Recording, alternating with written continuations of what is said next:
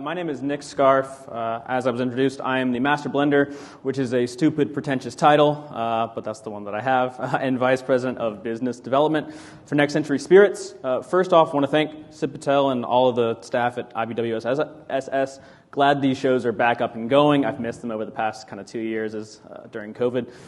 So today we're going to talk about how to look at the bulk market and create brands that are differentiated from anybody else who has the same kind of idea as you and is going to source the same type of liquids as you.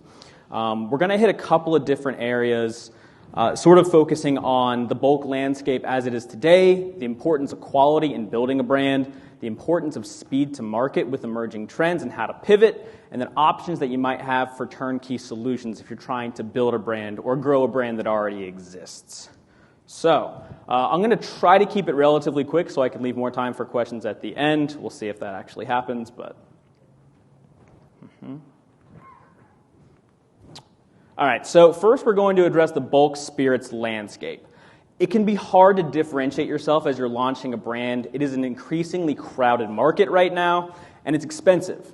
Therefore, you should really look at ways to optimize the capital that you have. And if you're good at building brands, really that should be in sales and marketing. And oftentimes it's not on the production or the quality side. Now that's okay. There are groups out there that can supply you with good quality product, can help you on the production side, can help you on the quality side, so you can really focus on what you do best. So bulk spirits, strangely, are a double-edged sword. And I say that because in one scenario, you're able to buy that, you can get out into the market quickly, there's aged product available, and on the other side of that, that means everybody else who has the same idea also often has access to the same distillates. So you have to find ways to set yourself apart from everybody else who's kind of trying to do the same thing. So we're going to hit some barriers to entry here and some startup considerations. So first and foremost, obviously, if you're a new brand, someone who's just starting out, you have a lack of vertical integration. And what I mean by that primarily is that you don't have the infrastructure, you don't have the aged product available or the price breaks that you get as a large brand when you're buying any of your materials. And that could be your liquid, your glass, your labels, any other material component that's going to go into making a product. Additionally, you have the inability to bottle or package yourself at professional levels. And there you have a much harder time having access to older distillate at lower prices because you're not putting up your own product. And if you're going to do that, there is a huge capital investment to having your own facility. And I'm looking out into the crowd, a couple of groups that I do business with, and I'm sure they could tell you the same thing, that startup considerations are difficult and getting to scale is difficult. And even if you did want to start your own facility, there are long permitting times that come with this, and the requirements are changing every day. And I can tell you because we just did this. We went to a 5X size production facility from the one that we had been working out of over the past 2 years. So if you're going to go get, say in the U.S., a TTB basic permit, you're looking usually at least 2 months to get your federal permit if you're fast, if you have all of your documentation available. And then once you have all of that, your drawings, your space layouts, all your paperwork, your investor information, then you got to go through your state permitting. You've got your fire inspections, your county, your city, everybody else who wants a piece of that you have to go through. So when all is said and done, you're honestly looking at a year plus to really do a full build out for your own facility, not even talking about the actual money it takes to do it. And even if you go and do this, the hard thing is if you're trying to save money on it as a new brand, you're going to outgrow your production capacity very, very quickly. You really should be planning for 5 years ahead, and that's hard to do if you're trying to do it on a budget, right? So that's why we're going to talk about some different options that you might have. Additionally, bulk availability in the spirits market is tough, especially on aged products. I'll give you a prime example of this. So NCS produces for a wide variety of brands, private labels, bulk groups. I used to be able to buy 4-year bourbon all day, every day from a number of different suppliers. Well, suddenly last year, all that evaporated for certain mash bills. Basically, some large brands said, we're worried about capacity, we're seeing increased sales, so we're going to buy up all that's available in the bulk market. So suddenly you had to go through brokers who were charging 25, 35, 50% markups on this stuff. So as a small brand, you're at a huge risk if you're not planning ahead for some of these things. So, and then at the end of the day, even if you have access to that, again, you're still competing with other groups who have access to the same base distillate as you. So you've really got to be doing something to set yourself apart from the competition there. And even if you've got all of that figured out, sales and distribution is not easy. Any of you who own brands or have started brands, I'm sure will speak to that as well. But you need to find partnerships with distributors and retailers who understand your product and are willing to be partners with you. And working with groups who are more well-resourced and have access to those networks is an incredibly effective way to get your product out there without having to dump all your money into the production and the quality side of things. So, speaking of quality, that's what we're going to hit next, the importance of quality in building a brand. So if you're buying bulk liquid from other groups, you sort of have two options if you're looking in the bulk space, right? You can go to a small craft distillery, and this is not to rag by any means on small craft distilleries. I work with a ton of them. There are a bunch who make great products out there, but the hard part is if you're looking to build a brand, if you're looking for an exit, if you're looking to scale quickly, it's hard to maintain consistency on small pieces of equipment. And that's not, like I said, not to rag on anybody. They'll tell you the same thing, that if you're trying to do small batch fermentation, matching, small batch distillation, trying to get that and scale it to a place where you're now cost competitive is almost prohibitive, right? And then on the other side of that, if you're buying from these large groups, it's really not their job to handle your quality control. And I'll give you a prime example of that. Years ago, I worked on a product that was a relatively young bourbon, right? And it was the same distillery, it was the same batches, the same fermentation, same conditions for everything, but there was a barrel shortage in the market, right? So they were buying up American oak, they were buying up French oak, Colombian oak, all this generally, quote-unquote, the same barrel, same char and toast and everything, but the product across those, even though it was the same distillate, same batches, were completely different, even 2 months into the aging process. So you sort of don't have control in a lot of cases on being able to maintain your own quality if you're simply buying stuff from other bulk providers. So one way that you really have to think about how a consumer is going to look at this is what I call the first look and first taste sort of scenarios. So obviously the quality of your packaging has to be good enough for a consumer to pick it off the shelf, right? That's the first and foremost, the most important thing. However, once they take it off and they drink it, you have to have them come back and buy a second, third, fourth, fifth bottle. You're not going to build a brand on somebody buying one novelty bottle and never buying another bottle of it again, right? So the quality here is incredibly important. And the only way to build that brand is to consistently deliver that high-quality product that either meets or exceeds the expectations of the customers, and to offer them something specialized or exclusive, or have a way for them to buy into the branding that you've created on this. So, in doing that, we're going to look at some of the market trends and how to capitalize on those. Oop, missed one. Oh, looks like I'm missing a slide. Oh, well, all right, I'm just going to talk about it then. On the market trends, first and foremost, younger generations. In the previous talk, you guys heard about this as well. They do not have the brand loyalty that the older generations had, right? They don't go into the liquor store and buy the same bottle every time they do it. And I kind of like to equate this to what happened in the craft beer market, right? People don't go to craft breweries and say, man, I'm so looking forward to buying that same stout that I went there. They want to see new releases, they want to see exotic flavors, they want to see things that are bringing them back and have these sort of new experiences every time they go. And that can be hard in spirits because compared to beer, it's a much longer sort of lead time on the production side of things, but that is kind of what is being expected now. In terms of categories, I love talking about RTDs, canned cocktails, as a big growth category. 15% CAGR, and by 2025, it's estimated that about 8% of the global alcohol market will be held by RTDs. That said, if you want to do it, there are still considerations that you have to keep in mind. If you're trying to do it yourself, infrastructure on canning lines, doing your own corrosion testing, dealing with supply chain issues that you heard about, trying to get your hands on aluminum cans right now is an absolute nightmare. So finding groups to work with who can do this for you in the bulk space is incredibly important. In terms of other categories, it's really interesting to me because there are categories that I've appreciated over my career, but thought they never really got the appreciation they deserved. So, for example, premium rums is sort of a strange one, right? You look at rum as a category, and you've got a 1% CAGR, but you look at premium rums, and it's 5 times that, right? Tequila's up to 13% CAGR. American single malt whiskey, which is one of my favorite categories, and I know I saw some of my American single malt producer buddies in the crowd. That is such a cool category to me because there are tons of Scotch drinkers in the U.S., and you hear American single malt, and you're like, I have no idea what that means. But when people taste that, they're like, oh, I get the flavors that I like from Scotch, but it's domestically made. There's some interesting nuances. That was a 22% CAGR. So some of these categories that people sleep on, they don't realize there's huge growth potential there. And there's an opportunity where you're not competing against every single other person who wants to launch a basic bourbon or a rye or an American whiskey, for example.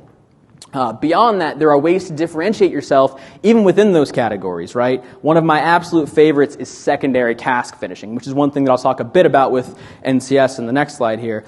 But cask finishes, when I say that, what I mean is not your original maturation, right? But the secondary maturation. So the Scotch producers were the ones who really pioneered this. They basically, most Scotch is going to be first fill bourbon barrels, but then after that they're going to finish in sherry, port, rum barrels, whatever else. And what you can do there is create these incredibly complex, nuanced products that hit way above their price point. You can command premium prices without really having to add a whole lot of additional cost into your matrix if you're careful about how you go about it. So we'll talk a bit more about that here in a while.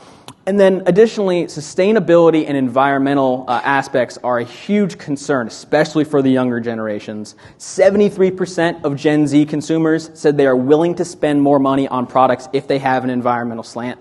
75% of millennials said the same thing.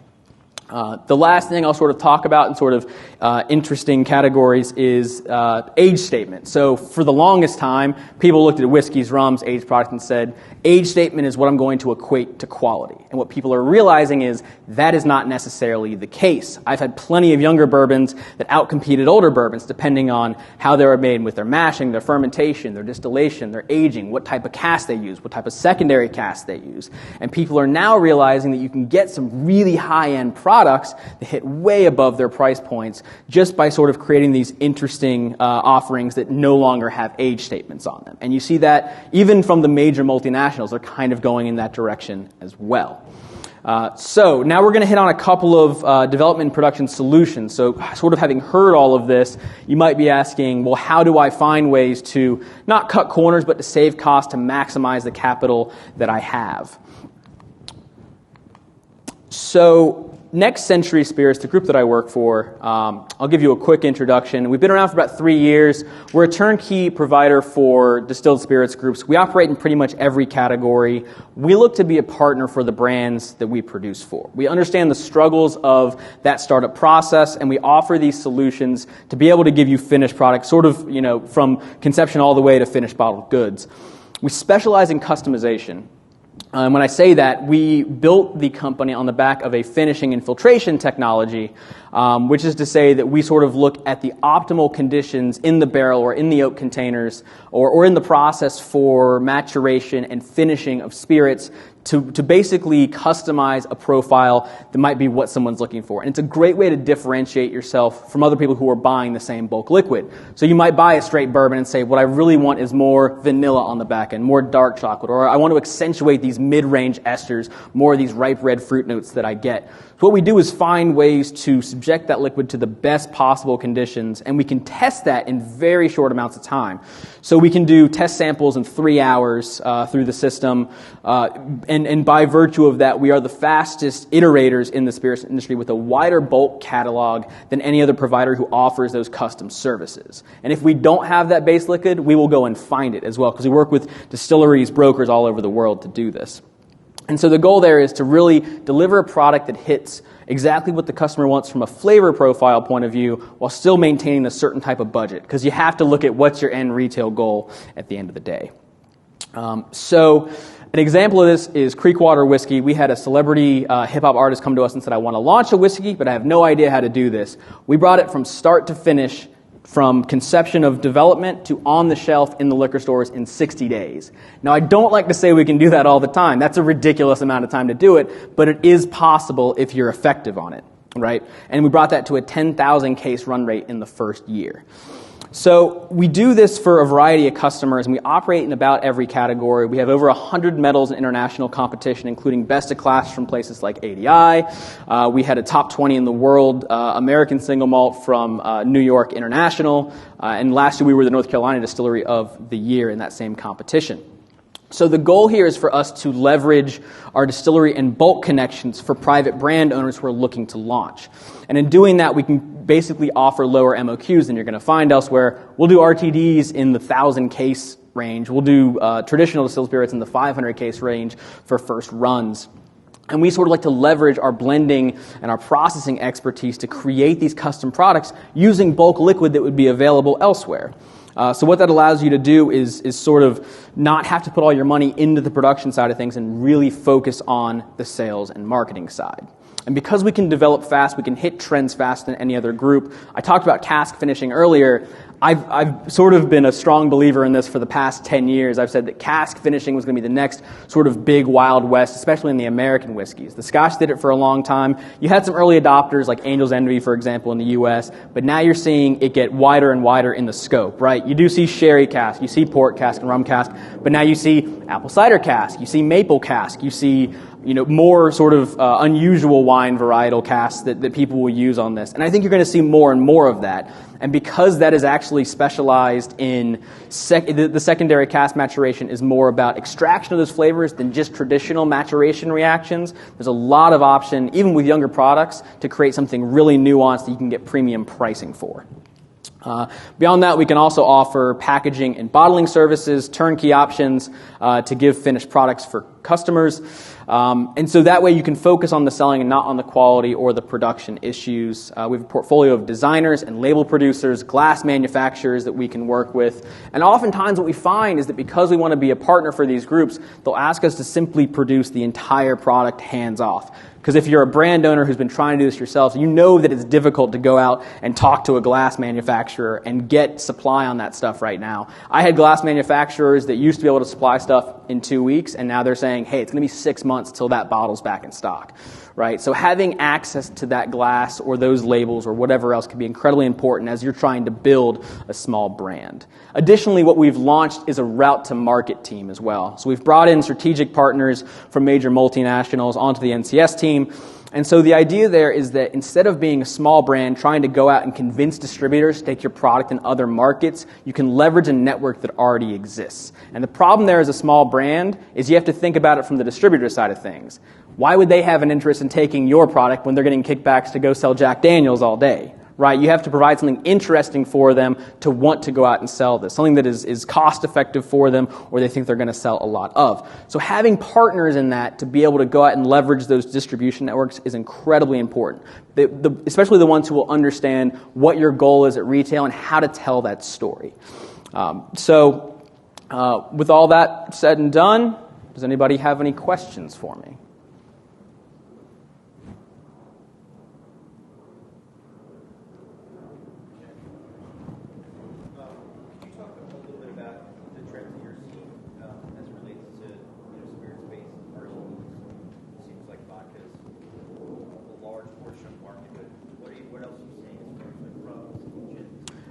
Yeah, vodka RTDs tend to be the most common primarily because from a cost standpoint, they're neutral, and from a cost standpoint, it tend to be lower than whiskeys or rums. But we are actually doing quite a few developments with tequila-based cocktails, whiskey-based cocktails, rum-based cocktails. What people are realizing in the RTD market is that they're not drinking Mike's Hard Lemonade anymore, right? You can actually get quality cocktails if you're using the correct ingredients, right?